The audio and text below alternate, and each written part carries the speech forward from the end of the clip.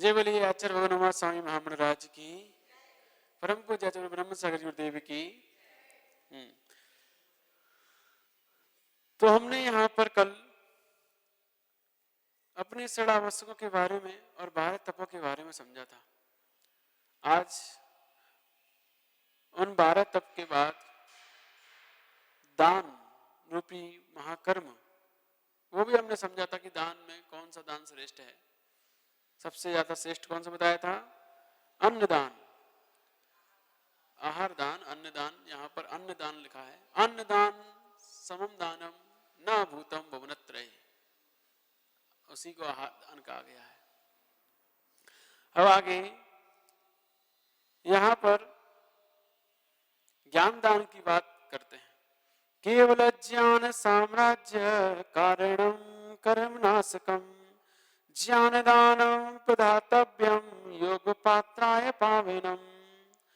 ज्ञान दान केवल ज्ञान रूपी साम्राज्य लक्ष्मी का कारण है, समस्त कर्मों का नाश करने वाला है और महापवित्र है। इसलिए वह ज्ञान दान किसी योग पात्र को अवश्य देना चाहिए। तो ज्ञान दान से क्या होता है? लक्ष्मी का कारण है, केवल ज्ञान रूपी लक्ष्मी का। लक्ष्मी कितने प्रकार की? 4 प्रकार की। हाँ, गृह लक्ष्मी, धन लक्ष्मी, ज्ञान लक्ष्मी और मोक्ष लक्ष्मी। ऐसे 4 प्रकार की लक्ष्मी है, और जिसमें से परमार्थ 2 हैं और संसारार्थ 2 हैं। तो 2 संसार के लिए, 2 परमार्थ के लिए है। तो आपको किसकी जरूरत है? मोक्ष लक्ष्मी जरूरत है, सबको है। पूछ जाओ पहले घर पे जाके, जिनका विवाह नहीं हो रहा है, क्या कह रहे हैं? हमें पहले गृह लक्ष्मी चाहिए, मोक्ष से बात की बात है ना? तो वो सब इसी के पीछे घूम रहे हैं।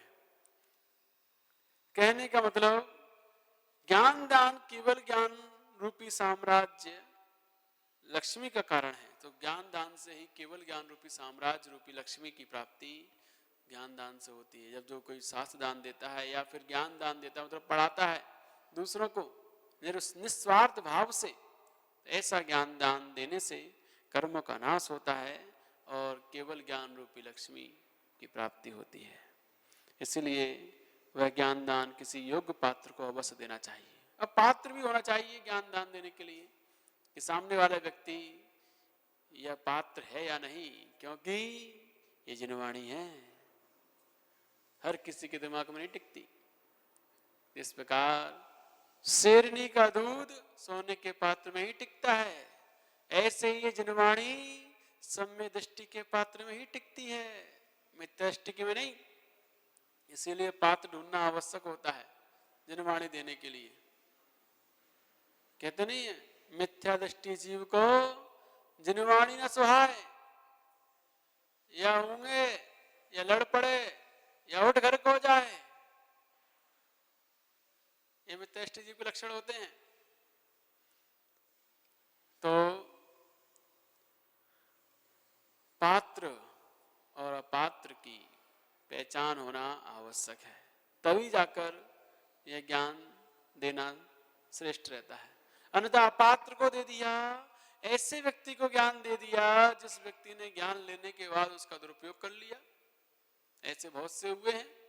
जब हमने पात्र की पहचान नहीं की तो कोई व्यक्ति चोर था, चोर व्यक्ति किसी मुनराज के पास आकर ब्रह्मचारी बनकर बैठ गया और मुनराज ने तो ब्रह्मचारी समझ के उसे ज्ञान दे दिया, सब कुछ सिखा दिया, और वो व्यक्ति बाद में जाकर अपने उस ज्ञान के बल पर सेठ की कन्या से शादी कर लेता है, और बाद में जाकर फिर जैसा था वैसा ही बन जाता है।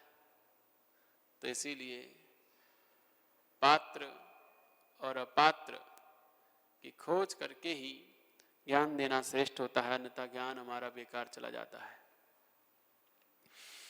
पात्र क्या होते हैं? किस प्रकार के लोगों को ज्ञान दिया जाता है? विवेकिनो वनिताश्च गुरु भक्ति परायणा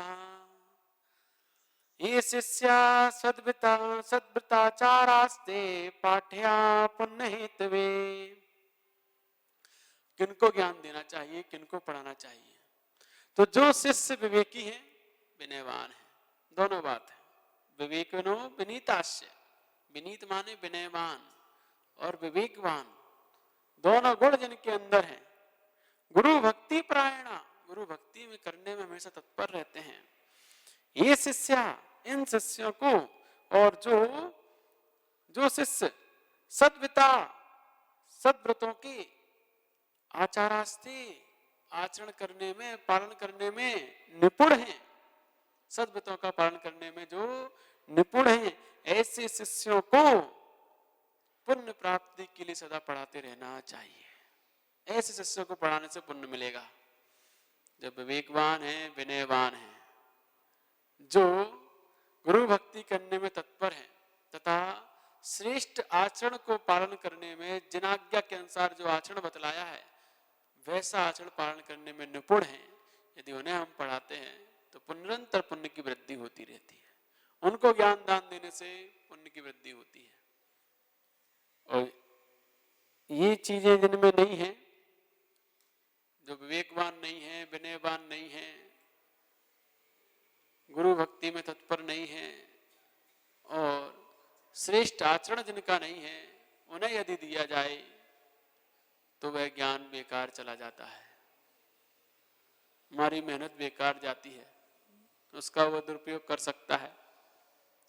इसीलिए इन सब गुणों को देखते हुए ही आचार्यों ने कहा है, ये पात्रता होने पर ही आपको पढ़ाना चाहिए। जब आचार्य विद्यासागर जी जब विद्याधर थे तो ज्ञान सागर जी के पास पहुंचे थे पढ़ने के लिए, अध्ययन करने के लिए। तो उन्होंने क्या कहा था, तुम्हारे जैसे बहुत सारे आए पढ़ने के लिए, पढ़ पढ़ के चले गए, क्या हुआ? तुम भागोगे तो नहीं, तुम भी चले जाओगे? तो कहा नहीं, मैं नहीं जाऊंगा। कैसे माने? आज से मैं ज्ञान का त्याग करता हूं। तो जिनके अंदर श्रेष्ठ आचरण पालन करने की ललक है ना, श्रेष्ठ आचरण को जो पालन करने में निपुण बनने की अपने अंतरंग में उत्साह लेकर जी रहे हैं, वही ज्ञान को प्राप्त कर पाएंगे, अन्यथा नहीं कर सकते हैं। इसीलिए अब विवेक विनयवान कितने थे, उनकी जीवन गाथा पढ़ो तो उसमें बताते हैं कि जब वो सोते थे तब चोटी को ऊपर पंखे से बांध लेते थे जब वो पढ़ते थे, तब जिससे कि नींद आए तो चोटी खींचेगी, नींद खुल जाएगी। लेकिन मुझे कल ये पाठ याद करके सुनाना है गुरुजी को। उन्होंने जितना कहा है उससे ज्यादा सुनाना है। ऐसी उनके अंतरंग में लगन थी, ऐसी लगन ने उन्हें इस योग्य बनाया कि इस युग के वो महानायक बने, प्रमुख आचार्य बने। तो कहने का मतलब यही है, जब हमारे अंतरंग में ऐसी गुरु भक्ति और ऐसी लगन होती है विद्या के प्रति, तभी जाकर हमारे अंदर वो पात्रता आती है कि हम उस ज्ञान को प्राप्त कर पाते हैं, उस जनवाणी को ग्रहण कर पाते हैं, अन्यथा नहीं हो सकती। इसीलिए अपने अंतरंग में विवेक, विनयवान और गुरु भक्ति में तत्पर रहो।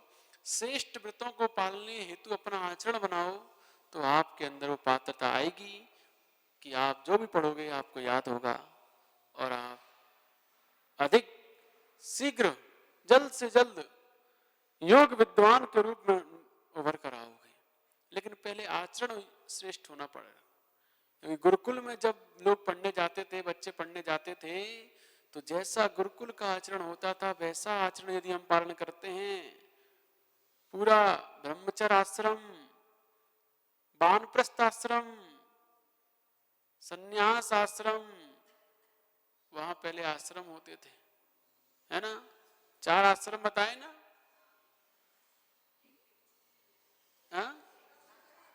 ब्रह्मचर्य, आश्रम, गृहस्थ आश्रम, हाँ, ब्रह्मचर्य आश्रम, गृहस्थ आश्रम, वानप्रस्थ आश्रम, संन्यास आश्रम।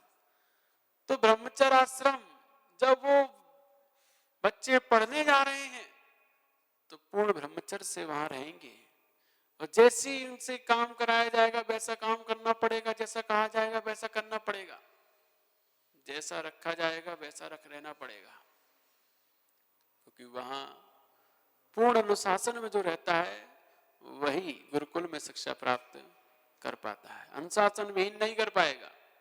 अपने मन ही करने वाले शिक्षा को ग्रहण, उत्तम शिक्षा को प्राप्त नहीं कर, क्योंकि अनुशासन से हमारे अंदर पात्रता आती है और उस पात्रता से ज्ञान की वृद्धि होती है। अनुशासन हिंसा से कभी पात्रता नहीं आती। तो इसलिए ब्रह्मचर्य आश्रम में रहते हुए पढ़ाई की जाती है। फिर गृहस्थ आश्रम, घर पे जाकर वह राजा महाराजा के पुत्र होते हैं, घर जाकर वह गृहस्थ आश्रम बसाते हैं। उसके पश्चात वानप्रस्थ आश्रम, क्षुल्लक बनकर वानप्रस्थ आश्रम होता है, क्षुल्लक बनकर जो रहा जाता है। और संन्यास आश्रम, सब कुछ छोड़कर मुनि बनकर जो जिया जाता है वो संन्यास आश्रम कहा जाता है। 4 प्रकार के आश्रम बतलाए हैं। तो उसमें सबसे पहला आश्रम है ब्रह्मचर्य आश्रम, जो ज्ञान प्राप्त करने के लिए मुख्य आश्रम है।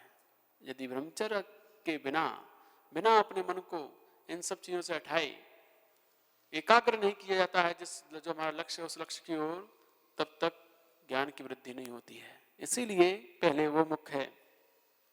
अब इसके आगे बतलाते हैं, दाता गुरुश्च शिष्यश्च त्रिवी स्यात् शास्त्र विस्तरा सामग्र्या सकलम कार्यम सिद्ध्यत्वेव न संशय।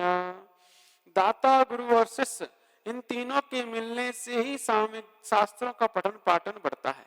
सो ठीक ही है, क्योंकि समस्त सामग्री के मिलने से ही कार्य की सिद्धि होती है, इसमें किसी प्रकार का संदेह नहीं है। दाता, गुरु, शिष्य, तीनों के मिलने पर। अब आप कहोगे गुरु शिष्य के मिलने पर ही ज्ञान अध्ययन हो जाता है, दाता की क्या आवश्यकता है? दाता भी आवश्यकता है। तो गुरु के पास शास्त्र कहां से आएंगे? कोई दाता हो वो शास्त्र ला के देगा, गुरु के लिए भी शिष्य के लिए भी सामग्री ला के देगा, पूरी पढ़ने योग्य कॉपी पेंसिल, है ना।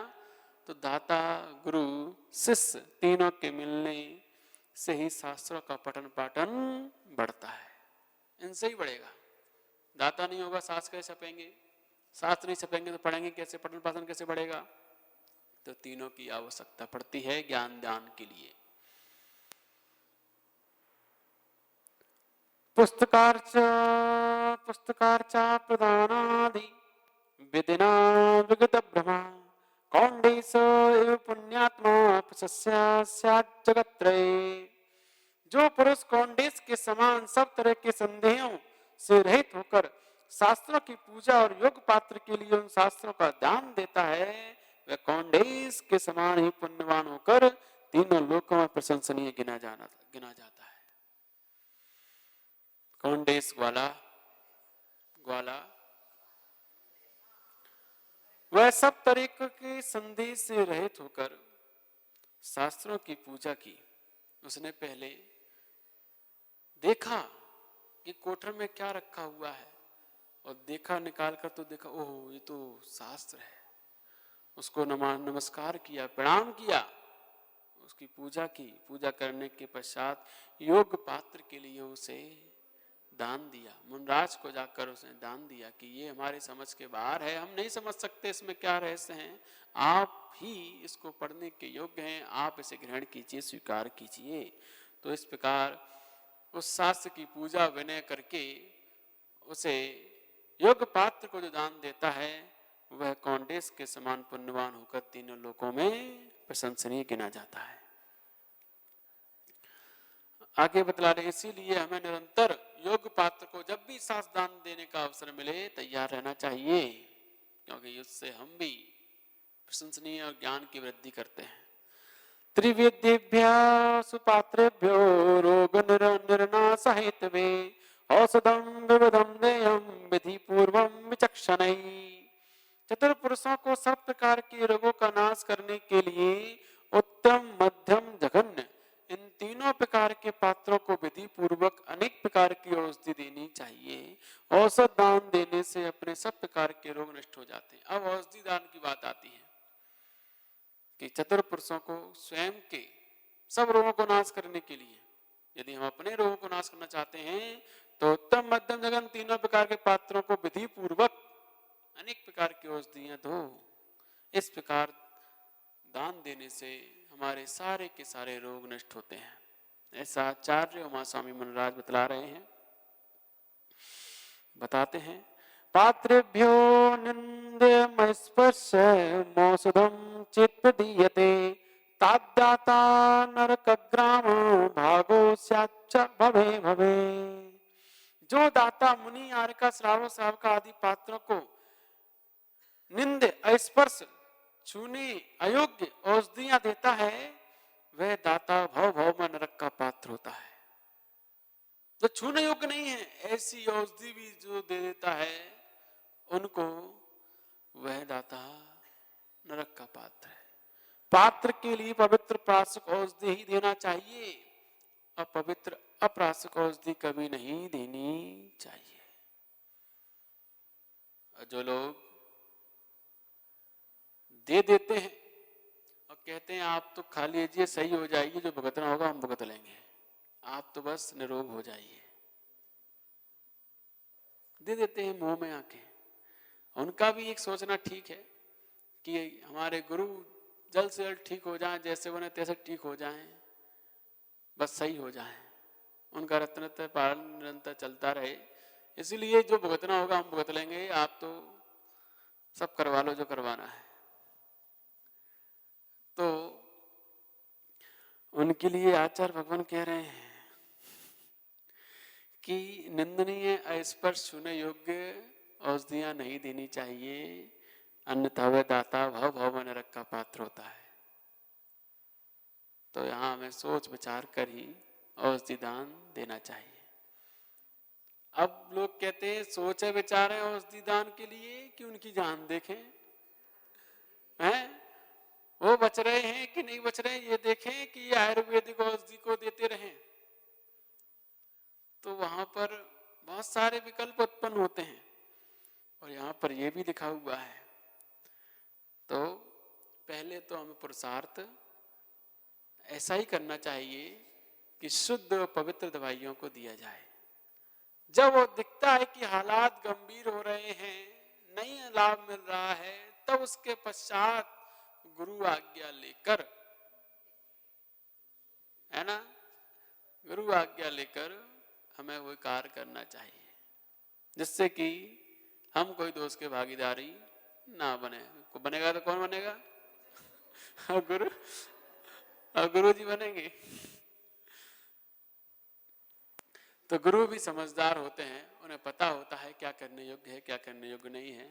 और फिर जब गुरु को पता होगा इस प्रकार की औषधि उन्होंने ग्रहण की है तो प्रायश्चित कराएंगे, खुद करेंगे तो वह तो बच जाएंगे। लेकिन तुम दवाई देकर कौन सा प्रायश्चित करोगे? तुम तो समझोगे हमने औषधि दान दिया, हमें क्या प्रायश्चित करना है। तो इसीलिए हमें सदैव गुरु आज्ञा लेकर ही कार्य करना चाहिए। निर्दोषं प्राशकं सस्यं तन्नित्यं भक्ष्यमुत्तमैः म्लेच्छाद्य स्पर्श शुद्धं तं देयम् औषधमुत्तमम्। जो औषधि निर्दोष है, प्राशक है, प्रशंसनीय है, आनंद है, भक्षण करने योग्य है, मलेच्छ आदि स्पर्श लोगों के द्वारा स्पर्श नहीं की गई है, ऐसी औषधि उत्तम पुरुषों को दान देनी चाहिए। ऐसी औषधि होनी चाहिए जो निर्दोष हो, प्राशक हो, प्रशंसनीय हो, आनंद नहीं हो। आनंद हो मतलब निंदा के योग्य नहीं हो, भक्षण करने योग्य हो मतलब मर्यादित हो, मलेच्छ आदि या स्पर्श लोगों के द्वारा स्पर्श नहीं की गई हो, ऐसी औषधि दान देनी चाहिए उत्तम पात्रों को।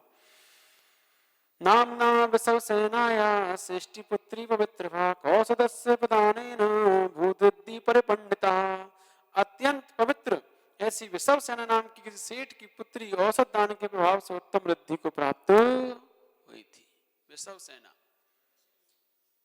इसने जैसे कहानी तो वो दूसरी अनंगसरा वो तो अलग, उसने अभयदान दिया था।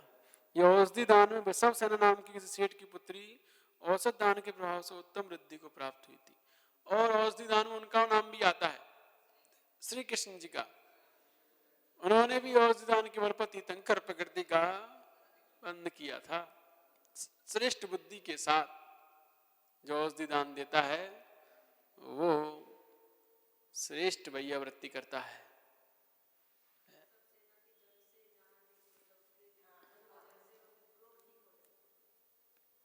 वो तो उसने बाद में रिद्धि प्राप्त की थी।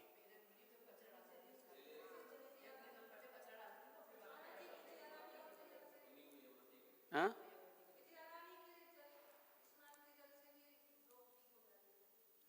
विजया रानी, सेठ विजय विजया। अच्छा, हाँ तो वो तो अनंग सरा थी ना पहले, तो लक्ष्मण की पत्नी के रूप में वो विशल्या, तो उसके तो सुनाई है, पढ़ाई है। विश्व सेना का नाम भी आया है। अब उसकी कहानी आप देखो शास्त्रों में। निर्भया निर्भया भेदानेन संयमी पद्धते पमान चिरंजीवी जगज्जिष्णु यशस्वी विजितेंद्रिया। अभेदान के प्रभाव से, तो यहाँ अभेदान की बात आ गई। इससे पहले हम चल रहे थे औषधि दान पे, श्री कृष्ण के बारे में बात चल रही थी, बीच में आपने विजया का नाम ले लिया तो गड़बड़ हो गई। तो श्री कृष्ण जी ने किस प्रकार से औषधि दान दिया था? उन्होंने इस प्रकार से औषधि दान दिया था कि ना बनाने वाले को मालूम, ना ले जाने वाले को मालूम, और ना चलाने वाले को मालूम, और ना लेने वाले को मालूम, किसी को नहीं पता, और काम हो गया। ऐसी श्रेष्ठ बुद्धि जहां लगाई जाती है औषधि दान में कि किसी को पता नहीं चलना चाहिए क्या चल रहा है। यदि हम लोग क्या करते हैं, दवाई चला देना, दवाई, अरे वो चला देना, पूरी दुनिया को मालूम पड़ जाए कि हाँ दवाई चलती है, औषधि चलती है। चौके में बोलते गोली चला देना, गोली। चौके में कौन सी गोली चल रही है? तो हमें इस प्रकार से औषधि दान देना चाहिए जैसा श्री कृष्ण ने दिया।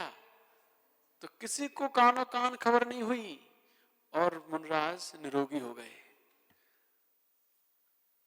खुद नहीं दे सकते थे इसीलिए किसी से दिलवाया, लेकिन निरोगी हो गए। सारे चौकों में उन्होंने वो लड्डू पहुंचा दिए, जितने भी चौके लगे थे सब। अब कहीं भी जाए मुनराज, और उसका कोई साइड इफेक्ट नहीं, कोई भी खा ले कोई दिक्कत नहीं है। और वो खाएंगे उनका रोग ठीक हो ही जाएगा। तो किसी को पता नहीं, और हमें भी क्या पता मुनराज कहाँ जाएंगे। तो सारे चौकों में पहुंचा दी, सब घर में पहुंचा दी। हाँ, जिनको रोग नहीं था उन्होंने भी खाए, कोई साइड इफेक्ट से रहित थे। तो इसीलिए कहने का मतलब उनकी इतनी बुद्धि की श्रेष्ठता से उन्होंने औषधि दान दिया, और उससे उन्हें तीर्थंकर प्रकृति का बंधु, वो तीर्थंकर बनेंगे। तो कहने का मतलब इस प्रकार हम अपनी बुद्धि लगाएं आहार दान देते वक्त, औषधि दान देते वक्त, किसी को कानो कान खबर ना हो और काम हो जाए तो ठीक है। अन्यथा औषधि चलती है, काकी चलती है, कैसे चलती है, क्यों चलती है, 50 और वहीं चर्चा वहीं चालू हो जाती है।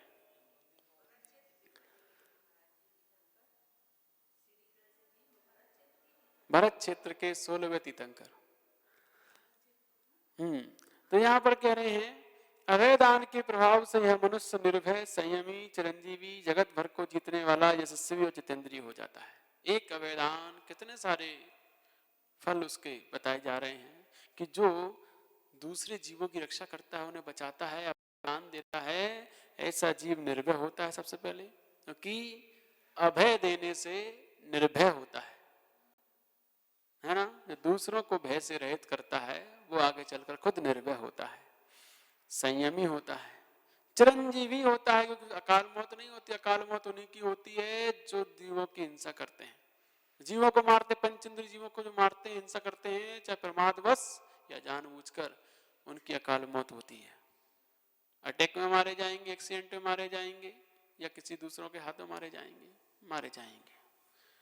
और चिरंजीवी मतलब पूरी आयु को लेकर जो जीता है वो वही होता है जिसने जीवों को अभयदान दिया है। जगत भर को जीतने वाला होता है, अभयदान देने वाला पूरे संपूर्ण लोक पर विजय प्राप्त करता है। यशस्वी यशस्वी होता है, जितेंद्रिय होता है, उसका यश चारों लोकों में फैलता है, तीनों लोकों में। इसलिए हमें निरंतर अभयदान देते रहना चाहिए। ये दान बहुत ही उत्तम दान कहा जाता है।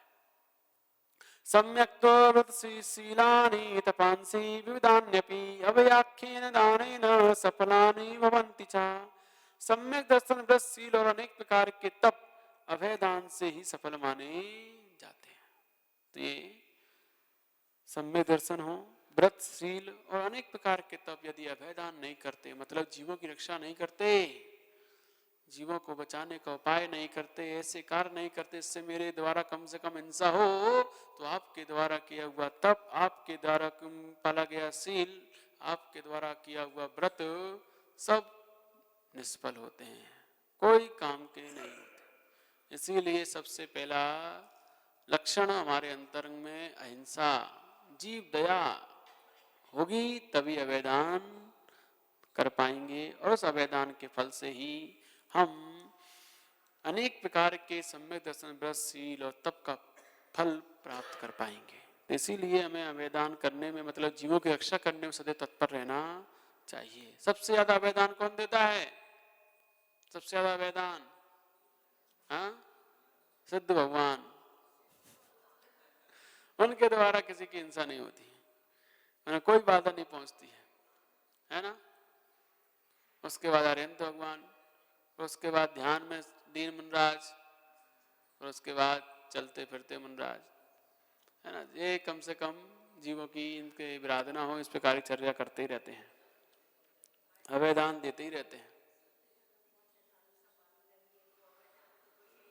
क्या सबके घर में आजकल जितने भी काम वाली बाइयां लगी हुई हैं, वो कभी भी बाइयां जीवों को बचाने का उपाय नहीं खोजती, रक्षा नहीं करती। वो तो सामने होगा तो और रगड़ देंगी उसे, वो कभी नहीं सोचती। लेकिन हम खुद अपने हाथ से लगाते हैं, झाड़ू पहुंचा तो जीव दिखता है तो उसको बचाने का प्रयास करते हैं और फिर काम करते हैं। तो हमारे अंदर में दया है इसलिए हम ऐसा कर पाते हैं, उनमें अंदर दया होती ही नहीं है, इसीलिए वो सोचते विचारते ही नहीं है। वो तो बस अपने काम से मतलब है, किया जल्दी जल्दी जाना है, दूसरे घर में भी करना है। तो इसीलिए आप यदि दूसरों से काम कराते हो तो बहुत अधिक पाप का असर पर होता है। खुद के करने से हम उसमें कम से कम सावधानी तो रखेंगे, जीवों की हिंसा ना हो ऐसा तो देखेंगे, अंततः दूसरा तो कुछ नहीं देख रहा है। और इसमें कौन प्रसिद्ध हुआ अभयदान में? शुकर। शुकरेण च संप्राप्तं तद्दान फलमुत्तमं ततो मुक्त्वा चतुर्दानान्यानि च परित्यजेत्। इस अभयदान के प्रभाव से शुकर ने उत्तम फल को प्राप्त किया है, इसलिए श्रावकों को इन चारों प्रकार के दानों को छोड़कर अन्य सब दानों को त्याग कर देना चाहिए।